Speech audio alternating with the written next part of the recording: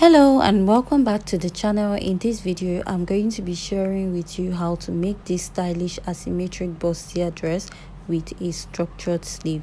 So to start, here is my pattern and I've used it to cut out my fabric. In my previous video we drafted this out, so now I'm going to be explaining this. So for this pattern I actually ironed light gum stay on the lining, and on the main fabric I ironed another thicker gum stay on it, or you can also use a stay on it. So I added ½ inch on this part at the lower part. So by the side, do not add because you've added your sewing allowance.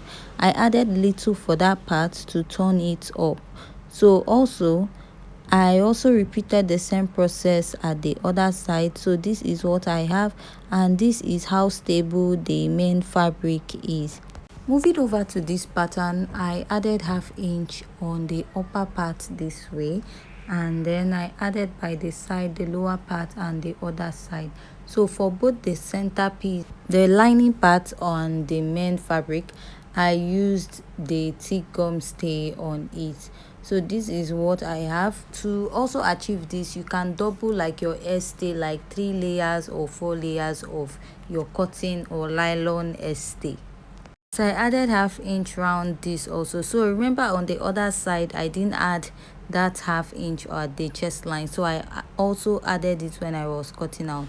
This is the lining piece. So when I was ironing this part, the gum stay was a bit weak, but by the time I will re-iron it and while sewing, it is going to stabilize. So now, so you want to start marking out the area you will use for your wadding, and I will go ahead to make sure that what I have on top matches this point, and then you'll be going in by ½ inch because you don't want your wadding to be on the joining allowance. Even if it's on the joining allowance, you're going to trim it out, so there's no need. So most times when I'm marking, I make sure it doesn't touch to that point, and then I'll just go ahead and I will cut this out.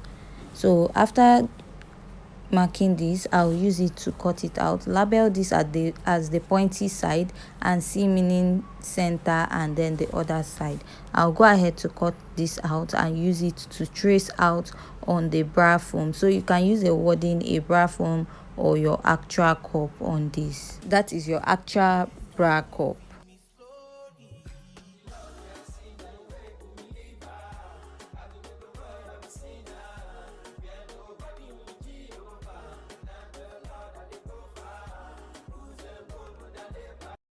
So when you're cutting this, you want to go ahead and add ½ inch in front of your cup, and then I'm cutting exactly the other part. So you're going to place this, use your hemming gum to iron it down on your dress this way. Now you're going to go ahead to place this, pin it down, and you're also going to trace it out. You'll be adding ½ inch in front of it for the joining allowance. But when I was cutting this and the center cup, I made a mistake. So what I did was, just when I was joining it, instead of pushing it to the end, I just shifted it a bit to the front part while joining. So instead of shifting it to the end of your pattern this way, just give little space, but you're supposed to add ½ inch in front actually when you're cutting this. So now we'll move over to the center piece. So just like I said, when I was cutting this out, I added ½ inch on this side, then on the other side I forgot and cut out exactly. So what I did was just to shift my pattern to balance it. That is the bra foam pattern. I shifted it a bit so that it can balance towards the side of this cup. So please, when you're cutting yours, try to be careful and not forget some parts. So just like I said, I placed it this way. So after ironing it down with your hemming gum, you're going to be joining it with ½ inch, and also you want to be careful at this point. You want to make sure that it matches very well. So after this, we'll move over to the back pattern. So here is my back pattern. One side is the lining and one side is the main fabric. So I added ½ inch at the upper part by the side and the lower part of the pattern, but the side going towards the sewing allowance, there's no need adding that because we have already added our sewing allowance. So after this, I'll just go ahead and join it with 1/2 inch. So after I was done joining, this is the lining part of my dress and this is the main part of this dress. So I've also gone ahead to iron it out. So I made this strip for this part of my dress, so you just have to measure from the front part to the back what is okay for you. So I cut out 2 inches and which I folded. For the length, you can use the length that matches your body. Just measure from the front side of your body to the back. So after this, I'll just go ahead and pin this down. So I'll go ahead to pin all the sides of my dress, and after pinning it, I'll go ahead to stitch it with 1/2 inch round. But first, I'll go ahead to pin it down and make sure that it overlaps very well. So another way to give your dress structure is to add a boning to the dress.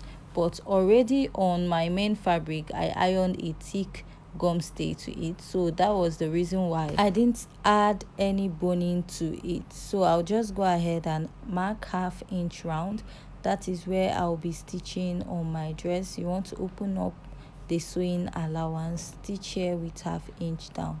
So I left an opening to turn the dress. So if you notice here, you will see that I have like double layers of gum stay on this part, and I also added 1 layer of peplum stay there. This is to give that part of the dress structure, and it will not be falling off after making it. So at first I wanted to use a light wadding, but I felt it might come out too bulky. So what I did was a double layer of gum stay, thick gum stay, and a layer of peplum stay. So from this side, I'll go ahead to turn this dress to the other side. So after I was done turning up, this is what I have on the dress. As you can see, I stitched up this side, and this is what the bustier is looking like. So whenever you're working with a thick gum stay, please iron properly to avoid having air bubbles on your dress. So I noticed I had that on my dress. So now bringing the back pattern which I have joined, I made this little strip for the lacing bar area, which is about 3 inches. To make this, you're going to fold about 2 inches and stitch, and then after that you're just going to cut them into little pieces.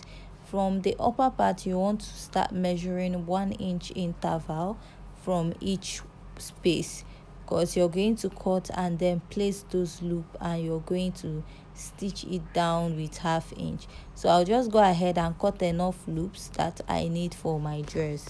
So if you have any question regarding this tutorial, please don't forget to leave your question at the comment section. Give this video a thumbs up and leave your comment at the comment section. So I'll go ahead and place this, and I will stitch it down with 1/2 inch. After I'm done stitching it down, this is what I have. Then I'll just go ahead to place this. So this is that part of the gum stay that was not sitting very well or relaxing when I was ironing it out. So after stitching down, I'll still re-iron it so that it's going to lay flat on the dress. So I'll be stitching with 1/2 inch here on the upper part and also by the side of the dress. After that, I'll just go ahead and I will notch this round.